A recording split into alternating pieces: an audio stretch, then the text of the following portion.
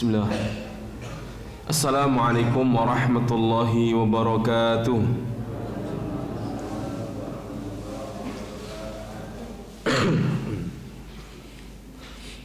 Alhamdulillahi wahdahu la syarika lah. Lahul mulku wa lahul hamdu wa huwa ala kulli syai'in qadir. Allahumma salli wa sallim wa barik ala sayyidina wa syafi'ina wa habibina maulana Muhammadin sallallahu alaihi wasallam wa ala alihi wa ashabihi wa man tabi'ahum bi ihsanin illa yaumiddin. Wa ba'du, yaqulu tabaraka wa ta'ala ya ayyuhalladzina amanu ittaqullaha haqqa tuqatih wa la tamutunna illa wa antum muslimun. Alhamdulillah, Bapak Ibu jamaah rahimani wa rahimakumullah. Sepindah monggo tansah puji syukur dumateng Allah ingkang sampun pinaring kathah kanikmatan. Shalawat lan salam mugi tercurah dumateng Nabi kita Muhammad sallallahu alaihi wasallam. Alhamdulillah wonten dalu punika kita dipun paringi Allah kathah kanikmatan, di antarawasipun nggih menika nikmat saged kempal manunggal wonten griyanipun Gusti Allah, saged mengkaji ayat-ayatipun Allah. Amargi tiyang ingkang mau mempelajari ayat-ayat Allah, mengamalkannya, menghafalkannya, hum ahlul Quran atau hum ahlullah. Mereka adalah keluarga Allah Subhanahu wa taala. Ahlul Quran itu keluarganya Allah. Maksudnya apa? Orang-orang yang dekat dengan Allah Subhanahu wa taala. Maka di antara cara kita mendekat diri kepada Allah adalah dengan terus mempelajari ayat-ayatnya dan menjadikan ayat-ayat Allah sebagai pedoman dalam kehidupan kita. Standar baik buruk itu ada dalam Al-Quran. Kemudian rujukan itu tempat kita mengambil sumber, itu juga Al-Quran. Maka Bapak Ibu jamaah rahimani wa rahimakumullah, alhamdulillah Allah masih beri kita keistiqomahan untuk bisa berada di majelis ilmi, majelis yang insyaallah dimuliakan oleh Allah Subhanahu wa taala, dan insyaallah nanti akan kita banggakan di hadapan Allah Subhanahu wa taala. Bapak Ibu jamaah rahimani wa rahimakumullah, kemudian kita akan langsung mengkaji tafsir Imam As-Sa'di. Setelah kemarin atau bulan yang lalu kita sudah mengkaji surah Quraisy, surah Quraisy. Kita sekarang naik ke atas surat Al-Fil, surat Al-Fil. Kita baca dulu ya surat Al-Fil. Ini saya yakin panjenengan sampun hafal. Lah kita akan dalami maknanya nanti Pak Bengit dan mengambil hikmah maupun ibrahnya. Kita wasrumen ya. A'udzu billahi minasy syaithanir rajim. Monggo.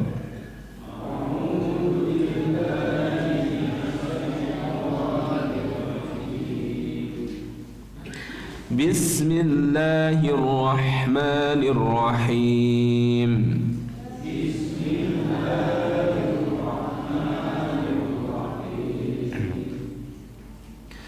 Alam tara kaifa fa'ala rabbuka bi ashabil fil.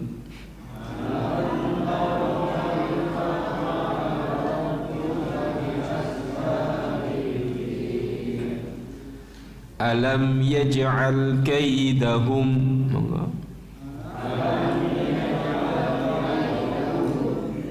fi tadlil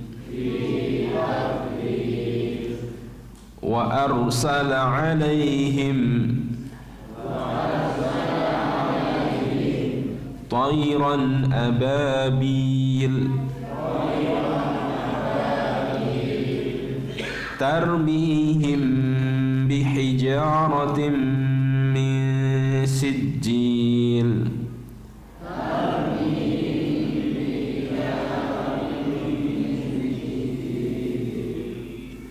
faj'alahum ka'asfin ma'kul.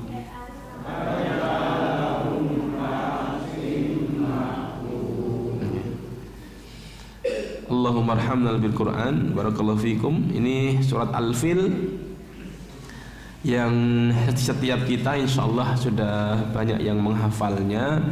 Kemudian Al-Fil ini, fil itu gajah nih. Karena surat ini nanti akan menggambarkan kebesaran Allah Subhanahu wa taala. Ini sejarah dan benar-benar menjadi satu peristiwa yang akan senantiasa dikenang oleh manusia, khususnya orang-orang Mekah. Bagaimana penjagaan Allah kepada Baitullah Ka'bah. Allah menjaga Ka'bah dari berbagai macam gangguan yang senantiasa dilancarkan oleh musuh-musuh Allah yang dengki kepada agama Allah. Ayat ini, surat ini, Bapak Ibu jamaah rahimani wa rahimakumullah, juga menjadi gambaran bahwa musuh-musuh Allah atau manusia itu ada yang tidak suka dengan Islam, syiar-syiar Islam, gitu ya. Maka mari kita pelajari surat Al-Fil ini dan nanti apa hikmahnya, tafsirnya bagaimana. Al-Fil itu makiyah, wahiyya makiyah, karena Allah ingin menunjukkan bahwa mereka kaum Quraisy itu dulu pernah diberi Allah kemuliaan, bahkan mereka melihat sendiri kebesaran Allah Subhanahu wa taala pemilik Ka'bah. Tapi anehnya, ya lagi-lagi anehnya bahwa mereka malah mengingkari Nabi Muhammad SAW, mengingkari pemilik Ka'bah ini. Jadi Allah itu nanti membela Ka'bah itu bukan karena penduduknya saat itu yang rata-rata orang-orang musyrik, tapi karena memang Ka'bah itu yang bangun Khalilullah Ibrahim alaihissalam dan Ismail. Yang bangun Ka'bah itu Nabi Ibrahim dibantu dengan Ismail. Dulu Mekah itu kan tanah warisan para anbiya. Mekah itu dulu ya diisi dengan agama yang benar, agamanya Nabi Ismail alaihissalam. Ketika Nabi Ibrahim meninggalkan Hajar bersama putranya Ismail di sana, kemudian diziarahi sama Nabi Ibrahim, maka banyak orang yang mengikuti agama Nabi Ibrahim. Agama Nabi Ibrahim ya Islam, yang mengajak manusia menyembah Allah. Tapi berlalunya waktu, terus berabad-abad itu manusia mulai menyimpang. Jadi gitu Pak, manusia itu kadang suka menyimpang dari jalan Allah Subhanahu wa taala, maka perlu diingatkan. Manusia itu kalau dibiarkan itu mesti menyimpang. Manusia itu kalau tidak diingatkan itu mesti ngeladrah, akhirnya sesat gitu. Makanya sampai Nabi mengatakan taraktu fikum amrain, kutinggalkan untuk kalian dua perkara. In tamassaktum bihima, jikalau kalian berpegang dengan keduanya, kamu tidak akan tersesat selama-lamanya. Jadi kita itu sudah dikasih, kalau alhamdulillah ya, umat Islam itu sudah dikasih Rasulullah itu pegangan. Kalau kita memegang kedua hal ini, kita tidak akan tersesat. Tidak akan jauh dari kebenaran. Al-Quran wa sunnah Nabi Muhammad SAW. Jadi Mekah itu dulunya memang tanah suci karena dihuni oleh orang yang mentauhidkan Allah, yaitu Nabi Ismail dan keturunannya serta pengikut-pengikut Nabi Ismail. Tapi berlalunya waktu, kemudian mulai ada penyimpangan akidah, penyimpangan keyakinan. Para sejarawan itu mengatakan mulai masuknya pak berhala-berhala ke Mekah itu sejak saat Amru bin Luhai. Amru bin Luhai ini seorang tokoh Mekah, itu keluar ke Syam dan dia kagum dengan kebudayaan atau budaya Syam. Yang saat itu di Syam banyak patung-patung. Makanya kemudian si Amru bin Luhai ini tertarik untuk membawa patung ke Mekah. Nah, dibawalah patung ini kemudian diletakkan di Mekah dekat Ka'bah. Akhirnya apa? Orang-orang jahiliyah menjadikan patung tersebut sebagai wujud dari Allah itu sendiri. Awalnya mereka hanya menjadikan patung itu wasilah, karena patung itu adalah patungnya orang-orang soleh zaman dahulu. Tokoh-tokoh mereka itu dijadikan patung, kemudian apa? Mereka mengambil patung tersebut wasilah. Wasilah itu apa Pak? Wasilah itu perantara antara dirinya dengan Allah. Jadi lewatnya patung tersebut. Wahai Uzza, misalkan gitu, wahai Lata, sampaikan kepada Allah, gitu. Tapi kemudian lama kelamaan mereka tidak seperti itu, kemudian menjadikan patung Lata dan Uzza itu tandingannya Allah Subhanahu Wa Taala. Mereka malah mintanya kepada patung-patung tersebut. Mereka berkeyakinan bahwa berhala-berhala tersebut mempunyai apa? Ruh keistimewaan yang akan mengijabahi setiap permintaan mereka. Nah, ini mulai muncul kesyirikan, mulai muncul apa Mbak? Kekufuran. Akhirnya bergeser, yang awalnya mereka mengikuti milah Ibrahim, mengikuti milah Nabi Ismail, agamanya Nabi Ibrahim, agama Nabi Ismail. Akhirnya mereka manusia yang jahil tersebut, nggak ngerti ilmu, mereka mulai akhirnya menyembah berhala-berhala tersebut. Nah, Bapak Ibu jamaah rahimani wa rahimakumullah, tetapi Ka'bah itu tetap menjadi simbol apa namanya? Tauhid, karena Ka'bah itu dibangun oleh Nabi Ibrahim alaihissalam dan Ismail yang nanti akan menjadi kiblatnya kaum muslimin. Bapak Ibu jamaah rahimani wa rahimakumullah. Maka di sini Imam As-Sa'di mengatakan ketika Allah berfirman, alam tara kaifa fa'ala rabbuka bi ashabil fil, tidakkah engkau Muhammad perhatikan, alam tara kaifa fa'ala rabbuka, bagaimana Tuhanmu telah bertindak kepada ashabil fil, kepada pasukan bergajah. Jadi dulu ada pasukan bergajah yang dipimpin oleh Abrahah Al-Habsyi. Abrahah Al-Habsyi ini seorang raja di Yaman, tempatnya di Son'a. Raja Abrahah ini membangun gereja besar, agamanya Nasrani, membangun gereja besar. Si Abrahah ini iri sama Ka'bah. Ka'bah itu cuma kotak gitu, banyak orang yang mengunjungi. Orang-orang Arab itu banyak orang yang mengunjungi. Pada masa jahiliyah itu orang-orang Arab banyak mengunjungi Ka'bah tersebut, karena memang mereka meyakini bahwa Ka'bah ini tinggalan dari Khalilullah Ibrahim alaihissalam, ada sejarahnya gitu. Dan mereka menganggap Ka'bah ini tempat suci, dan memang benar tempat suci gitu.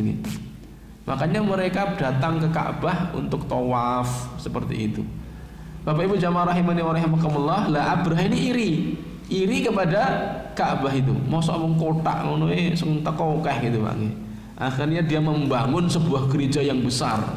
Setiap pojok-pojoknya dihias dengan permata-permata, tinggi menjulang. Di dalam tafsir Mukatsir disebutkan seperti itu. Tujuannya untuk menyaingi Ka'bah tersebut. Terdengar oleh pemuda Quraisy, maka orang Quraisy ini datang ke gerejanya si Abrahah tadi itu, yang dibangga-banggakan sama Abrahah. Meskipun sepi, Abrahah juga ternyata juga nggak bisa menyaingi Ka'bah. Tetapi ya ini yang membuat Abrahah marah. Ada seorang pemuda Quraisy ini melecehkan kehormatan gereja tersebut. Gitu. Dalam satu riwayat ada yang meriwayatkan ada seorang pemuda Quraisy itu buang kotoran di gerejanya Raja Abrahah tadi itu. Sebagian lain itu seorang pemuda Quraisy itu membakar sebagian pojok dari gereja tersebut. Karena saat itu anginnya besar, maka akhirnya membakar seluruh gerejanya Abrahah. Hingga akhirnya gerejanya Abrahah itu runtuh. Itu yang membuat Abrahah murka, marah luar biasa. Makanya Abrahah kemudian mengerahkan seluruh pasukannya untuk menyerang Ka'bah. Karena terdengar yang bakar itu adalah orang Quraisy. Makanya mereka Abrahah ini kemudian dengan marahnya saya bertekad untuk menghancurkan Ka'bah. Akan kami hancurkan Ka'bah. Bukan hanya pasukan yang banyak, Abrahah juga mengerahkan pasukan-pasukan bergajah ini. Nah, makanya disebut dengan pasukan bergajah. Ini luar biasa, nih. Jadi tentara ada gajahnya pun nggak medeni, Pak. Gajah-gajah ini kan luar biasa. Nah, makanya kalimatnya alam tara kaifa fa'ala rabbuka bi ashabil fil. Bapak Ibu jamaah rahimani wa rahimakumullah, kemudian bertolaklah si Abrahah ini dengan pasukannya menuju ke Mekah Al-Mukarramah. Di sana Abrahah dihadang oleh beberapa suku, tetapi suku-suku ini tidak bisa mengalahkan Abrahah. Ada 2 suku. Sampai pada suku Taif. Nah, Taif ini memang sejak dulu awal orang memang pengecut. Taif ini ketika Abrahah datang, Taif ini malah menyanjung-nyanjung Abrahah serta memberi satu utusannya untuk sampai ke Mekah.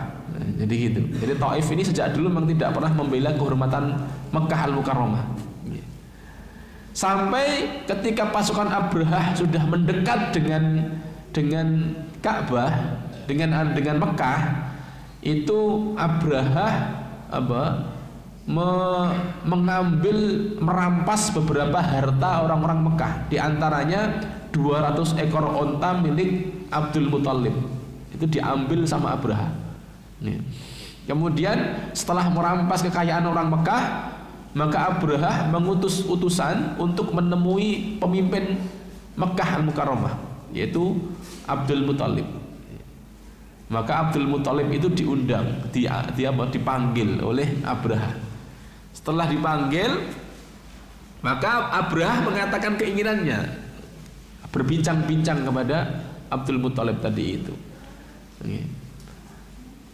Awalnya si Abrahah mengira nanti Abdul Muthalib ini akan melawan, akan mengerahkan pasukan juga untuk melawan Abrahah. Tetapi ternyata Abdul Muthalib mengatakan, kembalikan hartaku 200 ekor onta. Adapun rumah Allah itu urusannya dengan pemiliknya, kata Abdul Muthalib. Sehingga Abrahah itu meremehkan atau menganggap rendah Abdul Muthalib. Kamu itu loh, wong simbol agamamu, kesucian negerimu itu kami mau hancurkan, kok malah kowe njaluk bondomu gitu, dan meninggalkan, tidak mau berperang dengan kami. Karena Abrahah karena sudah sesumbar, Pak, karena dia sudah mempunyai pasukan bergajah, pasukannya mesti menang. Abdul Muthalib tidak mau ikut campur. Enggak, saya kembalikan ontaku, itu Ka'bah urusanmu sama yang memiliki Ka'bah, yaitu Allah Subhanahu wa taala. Akhirnya Abdul Muthalib balik ke Mekah, menginformasikan kepada seluruh penduduk Mekah untuk pergi ke gunung-gunung. Kalian hendaknya pergi gunung-gunung, karena tentara Abrahah akan menghancurkan, meluluhlantahkan seluruh Ka'bah ini. Jadi gitu. Jadi dulu tuh memang orang Mekah tidak punya kekuatan. Jelas Pak, lihat di sini, sehingga Mekah itu mempunyai izah, mempunyai orang-orang Arab Quraisy termasuk Mekah itu ketika belum datang Islam, itu Mekah itu sangat lemah sekali Pak. Bahkan hanya untuk melawan tentara Abraha itu Pak, Abraha itu hanya sebagian kecil kerajaan yang masih di bawah kekuasaan Romawi. Jadi masih tunduk di bawah kekuatan Romawi. Kekuatan besar itu Romawi Persia. Jadi Yaman itu ada kerajaan Abraha itu masih karena Nasrani ya tunduknya kepada Romawi. Sedangkan Mekah itu sama tentaranya Abraha saja tidak berani Pak. Itu menunjukkan bahwa Mekah itu sebelum datangnya Islam itu lemahnya luar biasa, Jadi nggak punya kekuatan sama sekali. Orangnya penakut. Tapi nanti setelah turun Islam, setelah Islam menjadi bagian dari Mekah tersebut, maka Mekah ini kan kemudian dimuliakan Allah Subhanahu wa taala. Bahkan pada zaman Umar itu Persia Romawi itu tunduk di bawah kekuasaan kaum muslimin. Subhanallah. Jadi sesungguhnya kekuatan, kemuliaan itu ada dalam Islam, Pak. Artinya umat Islam ini kalau mau kembali kepada agamanya, Allah akan berikan izahnya kembali. Ini persoalannya hari ini Pak Bu, umat Islam itu mereka menjauhi agamanya. Kalaupun mereka berislam itu kadang cuma kulitnya saja Pak, hanya seremonialnya saja. Para pemuda-pemudanya juga mereka tertipu dengan budaya-budaya Barat, budaya Korea, budaya-budaya Cina, budaya-budaya orang tuanya juga yang Islam sudah acuh tak acuh terhadap agamanya. Sehingga kekuatan umat Islam hari ini benar-benar lemah sekali Pak Bu. Lemah sekali. Bapak Ibu jamaah rahimani wa rahimakumullah, maka kalimatnya Nabi itu kalau umat Islam pengen kuat adalah tarji'u ila dinikum, kembali kepada agama kalian. Kalau umat ini mau kembali kepada agamanya, maka umat ini kuat insya Allah.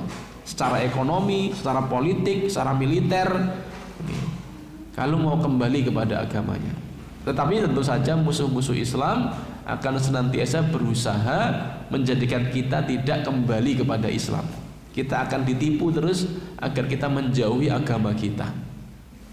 Bapak Ibu jamaah rahimani wa rahimakumullah, akhirnya Abraha menyerang Ka'bah, tetapi sebelum itu gajah-gajah ini Pak, yang awalnya itu memang digunakan untuk menyerang, itu gajah itu nggak mau Pak dekati Ka'bah. Subhanallah ya. Jadi gajah itu nggak mau dekati Ka'bah, dipukul-pukul untuk menghancurkan Ka'bah nggak mau. Si gajah ini. Tetapi kalau dienggok di arah selain Ka'bah itu mau. Jadi kan awalnya rencana mau menghancurkan Ka'bah itu dengan gajah-gajah ini Pak. Nanti diinjek-injek atau diseruduki Pak. Tapi ternyata gajahnya nggak mau mengarah ke Ka'bah.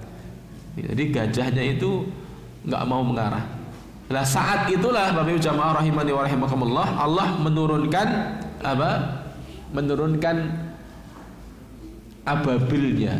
Jadi Allah sendiri yang menghancurkan tentaranya Abraha. Maka kalimat berikutnya alam yaj'al kaidahum fi tadlil.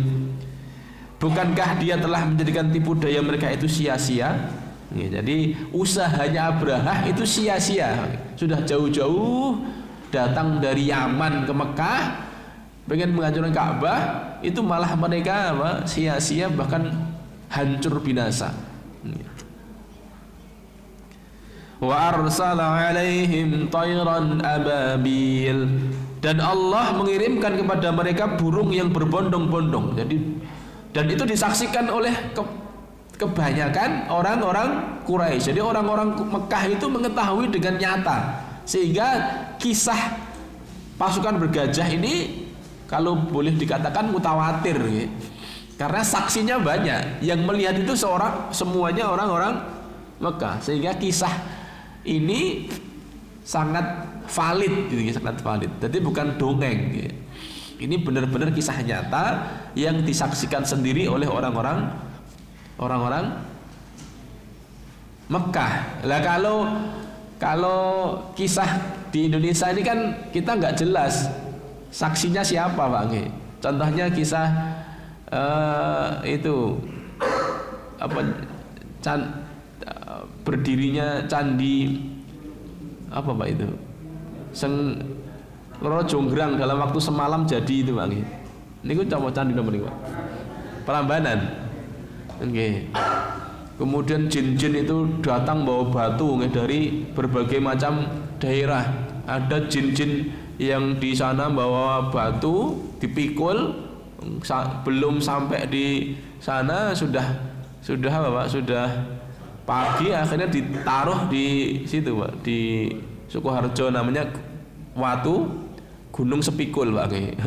Kan ada saya pernah baca, saya pernah ini ceritanya gitu Pak. Jadi ada jin yang mau bantu buat niku nggawa gunung, nggawa watu digawa ngono Pak, terus dijeglokke nang kono. Nah, ini saksinya enggak ada secara, makanya tidak otentik Pak. Sehingga lebih pas disebut dengan mitos. Mitos. Atau sering disebut kisah legenda, ya, legenda apa namanya? Ya boleh dipercaya, boleh tidak.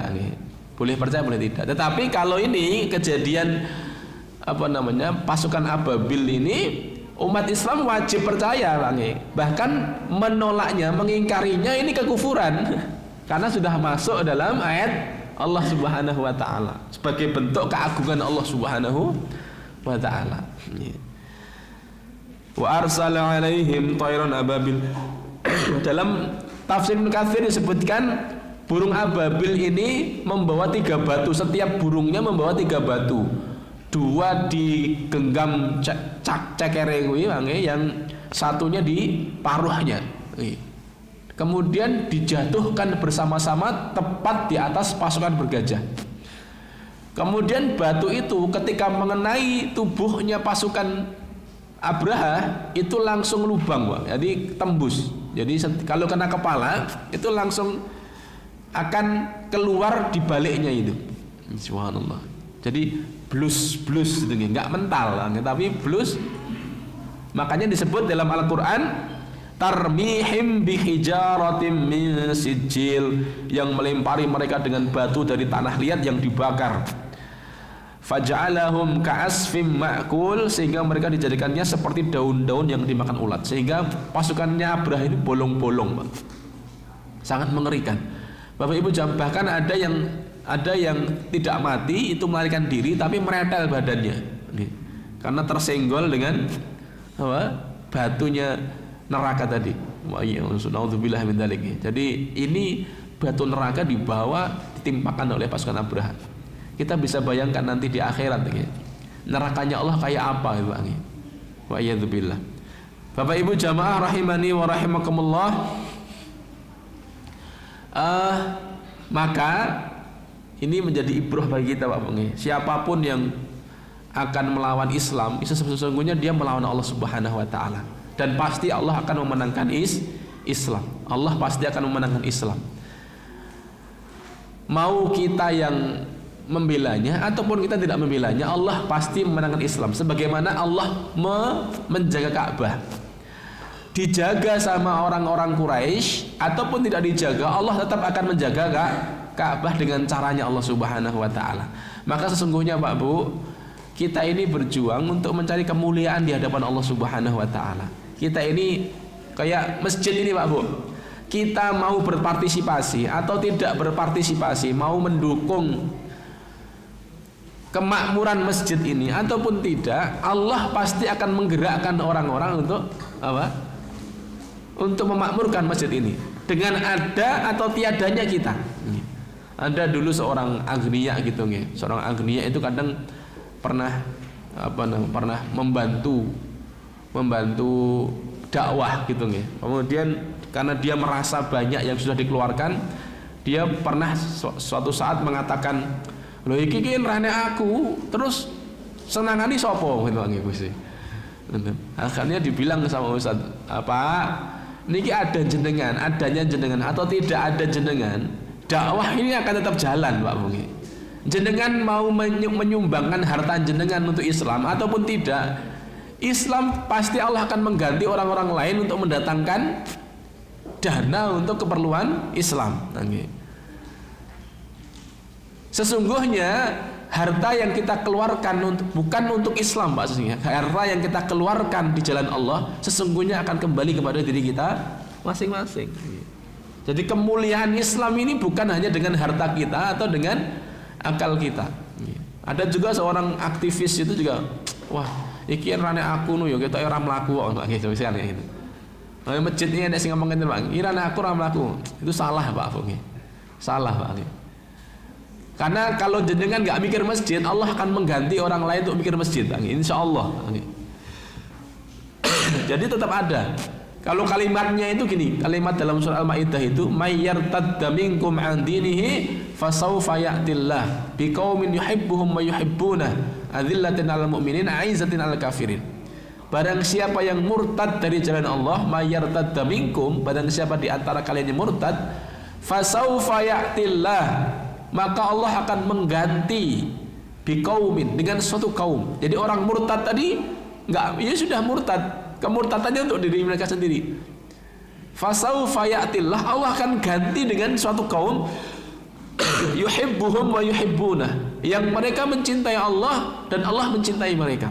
Subhanallah. Maka dalam perjuangan Islam kita tidak pernah khawatir, Pak, ditinggal oleh manusia. Tidak pernah khawatir. Orang-orang mukhlis yang mereka berjuang di jalan Allah, mereka senantiasa aja udah jalan aja dakwah, jalan aja mereka berjuang, jalan aja makmurkan masjid. Nanti Allah akan ganti dengan orang-orang. Kalau nggak ada meninggalkan, Allah akan ganti dengan orang lain. Bapak Ibu jamaah rahimani wa rahimakumullah, maka bantuan jenengan kepada Islam itu jangan kemudian menjadikan jenengan itu merasa apa, Pak? Aku ki wis korban akeh gitu lagi. Masih kurang, Pak, karena seandainya seluruh harta kita berikan untuk Islam, seandainya seluruh pikiran kita untuk Islam, maka itu pun kalau Allah belum berkehendak memberikan kemenangannya, tidak mungkin menang, Pak. Tidak mungkin menang. Allah itu hanya ingin melihat keikhlasan manusia-manusianya. Allah hanya ingin melihat bapak-bapak ibu yang ikhlas datang ke masjid, membantu masjid, membantu perjuangan masjid itu, Pak. Makanya dan orang-orang yang mukhlis tidak pernah khawatir dengan musuh-musuh Islam. Sekali lagi, karena hakikatnya kita ini sedang beribadah kepada Allah. Kalaupun hari ini Allah belum beri kita kemenangan, insya Allah suatu saat Allah akan beri kemenangan bagi kaum muslimin. Maka Bapak Ibu jamaah rahimani wa rahimakumullah, sekali lagi surat ini menjadi pelajaran bagi kita bahwa Islam ini tetap akan jaya dengan ada atau tiadanya kita, karena Allah lah yang mempunyai Islam ini. Sebagaimana Allah memenangkan Ka'bah meskipun tidak dibela oleh penduduk Mekah itu, penduduk Mekah. Allah tetap akan menyelamatkan. Mudah sekali, Pak, bagi Allah untuk memporak-pandakan, meluluhlantahkan musuh-musuh Islam itu mudah sekali. Tetapi Allah ingin menguji manusianya. Allah ingin menguji kaum muslimin, mana di antara mereka yang mau memperjuangkan agama Allah Subhanahu wa taala. Seperti masjid ini kan milik Allah, Pak. Baitullah, kan kalau sudah disandar pada Allah, ini kan bait min buyutillah.